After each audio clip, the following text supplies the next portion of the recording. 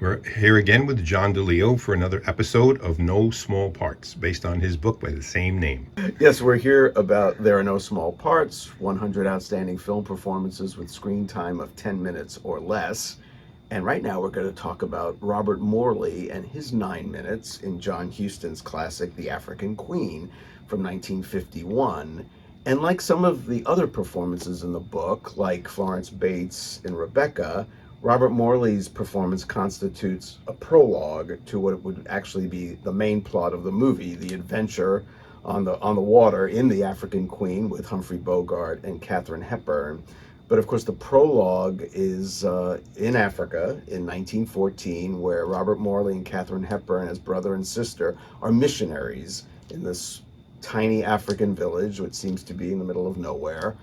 And once Morley is dead and World War I has started and Germans have come and rounded up the villagers and set fire to it, then the main plot begins with Katharine Hepburn getting on the African Queen, and these two people, Bogart and Hepburn, who seem to be completely at odds in every possible way, of course come together, fall in love, and have the adventure of a lifetime.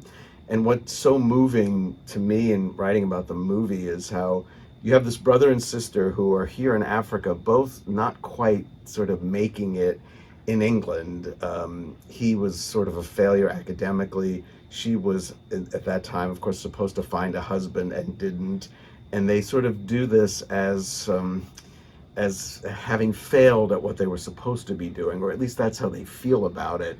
And so I wouldn't say they were particularly happy, but they are devoted to what they've chosen to do as missionaries. Now, once the village is torched and the villagers are gone, Morley mentally disintegrates, and it takes the failure of his life as he perceives it really hard. And of course, once he dies, for her it becomes this gateway to happiness, finding love and adventure and sex and excitement. And it's just so sad how these circumstances prove to be wonderful for one of them and tragic for the other. Morley is so good at, in the early part of his performance, those few minutes, you can see sort of the resentment and the sort of almost sort of a self-loathing quality of that he couldn't quite make it back home, but he's determined to do well, and he's jealous of what he hears about his peers back home.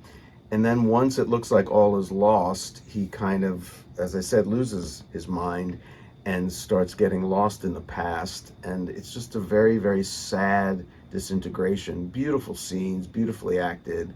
And he also gets to be kind of funny in the early scene with Bogart, who is, of course, a kind of grizzled character and not at all to Morley's liking.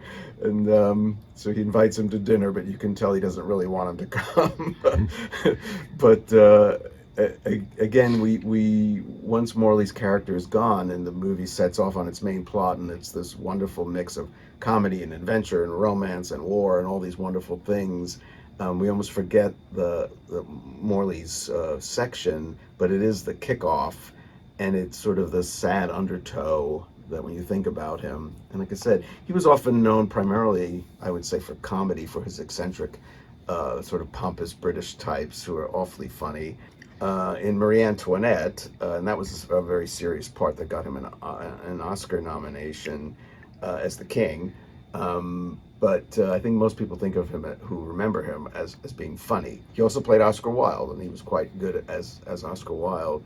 But when I think of him, I actually do think of The African Queen. It's like I said, it's a small performance, but it's like a small jewel, in which, like I said, is the motor for the main plot.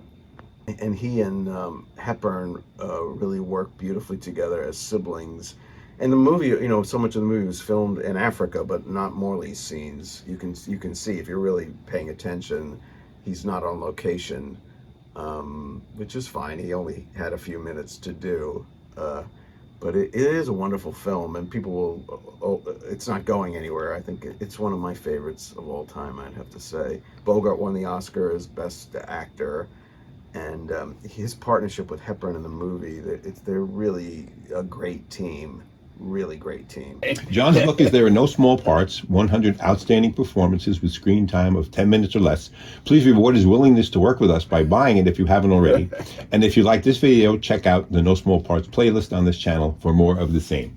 Thank you.